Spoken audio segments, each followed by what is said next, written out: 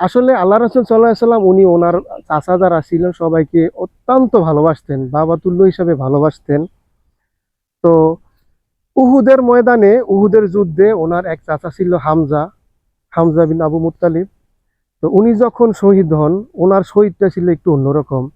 তো ওনারে শহীদ করেন হিন্দা বলে অনেকেই, হিন্দা বিনতে উতবা। তো উনি ওনার সহচর দিয়ে এমনভাবে ওনারে শহীদ করছেন যে ওনার লাশটারে টুকরো টুকরো করতে করতে যে করছেন, এমনকি ওনার চাচার যে কলিজাটা ছিল কলিজাটাতেও ওই হিন্দা কিন্তু ওনার কামড় দিচ্ছেন, এমনও ঘটনা আসছে, আমরা হাদিসে শুনছি। মক্কা বিজয়ের দিন সেদিন সবাইরে উনি মাফ করে দিচ্ছেন।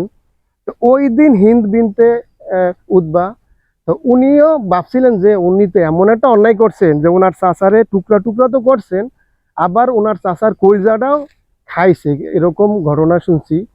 তো সেই ওনারে ক্ষমা করবো কিনা। তো আল্লাহ রাসূল সাল্লাল্লাহু আলাইহি সাল্লাম বলছেন যে আসলে ইসলাম এমন একটা ধর্ম যেটা পিছনের সমস্ত গুনাহ মাফ করে দেয়। তো সেই দিন আল্লাহ রাসূল সাল্লাল্লাহু আলাইহি সাল্লাম ওনারে মাফ করে দিয়েছিলেন।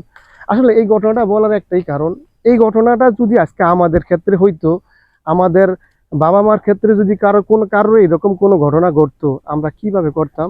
আল্লাহ রাসূল সাল্লাল্লাহু আলাইহি সাল্লাম আসলে যে উনি মানে একেবারেই সর্বশেষ রাসূল, এটাই একটা প্রমাণ। তো সবাইকে বুঝার তৌফিক দেন। আল্লাহ হাফেজ। আসসালামু আলাইকুম ওয়া রাহমাতুল্লাহি ওয়া বারাকাতুহু।